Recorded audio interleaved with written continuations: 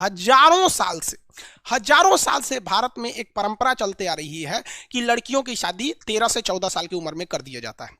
ये तो हजारों साल से परंपरा है भाई। वो तो आज जब देश आजाद हुआ तो बाल विवाह को रोका गया, गांधी जी आए थे तब शारदा एक्ट वगैरह लाए थे, बाल विवाह को रोका गया था।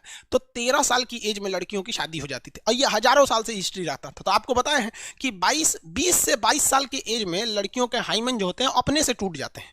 ये हाइमन जो होते हैं ना अपने से टूट जाते हैं, मेहनत का काम करना, छत पे जाने आने से। ये एकदम पतली झिल्ली होती है।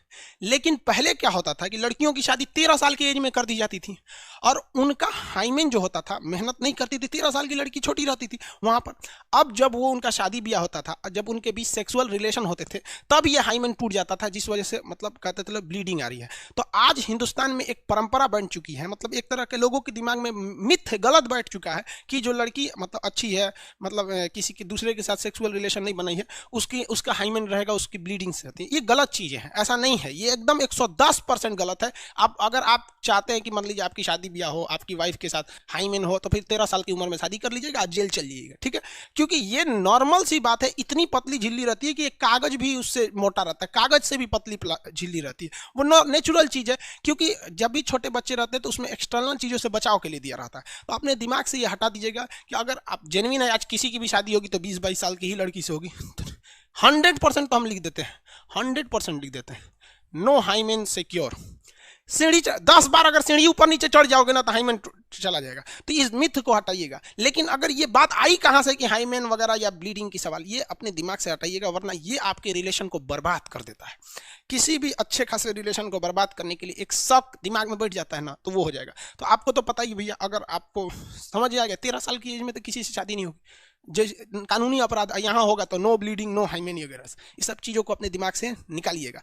अब हम आपको टीचर हैं, हम आपको पढ़ाते हैं, बट हमारी कोशिश रहती है आपको टीचर से ज़्यादा एक दोस्त की तरह समझा सकें। इसे आप पॉजिटिव वे में लेंगे और अपनी ज़िंदगी में खुशहाल रहिए। आप लोग समझ में आया? अब हम लोग थोड़ा समझते हैं इसमें हार्मोन्स कौन कौन से होते हैं, जैसे रिलैक्सिन, प्रोजेस्टेरोन, ये सब के बारे में। चलिए आगे देखते हैं। हाँ,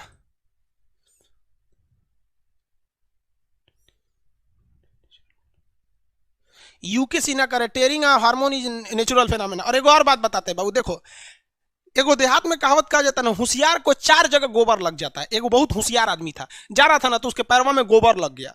तू कर क्या लगा है, what is this? CBSE board का था होशियार, तो हाथवा से उठा के देख रहा है, ये क्या है, नहीं समझ में आया तो सूंघ के देख रहा है, हेउजा लग गया। अरे चोटा कहीं का में गोबर लगल है तो 3 जगह पोत लिया। एगो यहाँ हाथ में, पैर में पोतेबे किया, हाथों में पोत लिया, नकियों में पोत लिया। तो कहा जाता है होशियार के 3 जगह गोबर लगता है। तो अगर तू ढेर होशियार बनेगा ना, तो आज डॉक्टरी आ गया है और डॉक्टर क्या करते हैं, इस हाइमेन को ऑपरेशन से करके एक पतली झिल्ली लगा देते हैं। हाइमेन आराम से लग गया यहाँ पर, ले। अब अगर हाइमेन लगा दिया ना, तो समझ जाओ कि वो किसी को भी कर देगा। वो 40 साल की बुढ़िया को भी हाइमेन लगा देगा ना, तो उसका हाइमेन आ जाएगा। समझ में आ गया कि नहीं आ गया? इसलिए भाई साहब ये बहुत गड़बड़ चीज है यहाँ पर। इसलिए आप अपने दिमाग से हटा दीजिएगा ये मिथ को, एकदम गलत बात है। 13 साल की एज के बाद वो अपने से डिफेक्टेड हो जाता है। 13-14 साल के बाद वो मतलब हाइमेन रहने का सवाल पैदा नहीं होता है। लेकिन हमारे दिमाग में जो चीजों को 4000 साल से भरा जा रहा है कि नहीं, फर्स्ट टाइम सेक्सुअल रिलेशन बनाने से ब्लीडिंग आती है, हाइमेन होता है, तो वो 4000 साल की बातें 50 साल में कैसे टूट सकती है? वहां पे दिमाग से नहीं ना हटेगा। हम लोग को तो कोई भी चीज दिमाग में घर कर जाती है, होता है कि नहीं होता है? चलिए अब आगे आते हैं, आप लोग समझदार हैं। इससे बहुत सारी लड़कियों को मतलब अच्छी लड़कियों को एक शक की नजर से लोग देखने लगते हैं, एकदम गलत चीज है। ऐसे लड़के साले बोंक होते हैं, वो जिंदगी भर ससुरे बकलो ले रहेंगे। यहाँ पर आगे देखते हैं हम लोग। हाँ, किसी को कोई दिक्कत नहीं?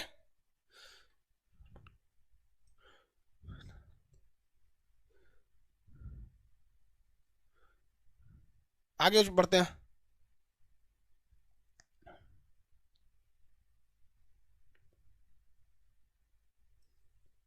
चलिए अब छोड़िए ये सब, आगे देखिए। अब हार्मोन के बारे में हम समझते हैं। ओवरी से ना 3 हार्मोन बनते हैं, फीमेल ओवरी में 3 हार्मोन बनते हैं। एक बनता है ना आपका एस्ट्रोजन।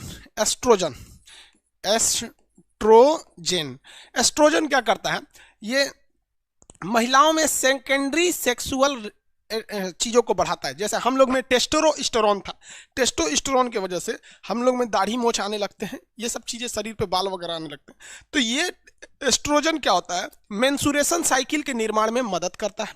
एस्ट्रोजन क्या करता है, मेंस्ट्रुएशन साइकिल के निर्माण में मदद करता है। फीमेल के ब्रेस्ट को, स्तन को बढ़ने में मदद करता है एस्ट्रोजन, ये हार्मोन जो होता है ना उसको मदद करता है, मेनली मेंस्ट्रुएशन साइकिल को कंट्रोल कर देता है।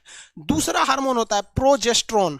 प्रोजेस्टेरोन, अब आपको प्रोजेस्टेरोन से याद रखिएगा प्रोटेक्शन देता है।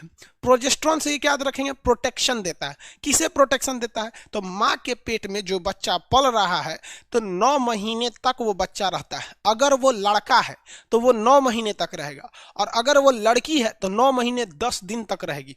लड़कियां ज्यादा दिन तक माँ के पेट में रहती हैं, क्योंकि लड़कियों के शरीर में लड़कों से एक्स्ट्रा अंग होते हैं कुछ, जैसे यूट्रस हो गया, ओवरी हो गया, ये सब चीजें होते हैं।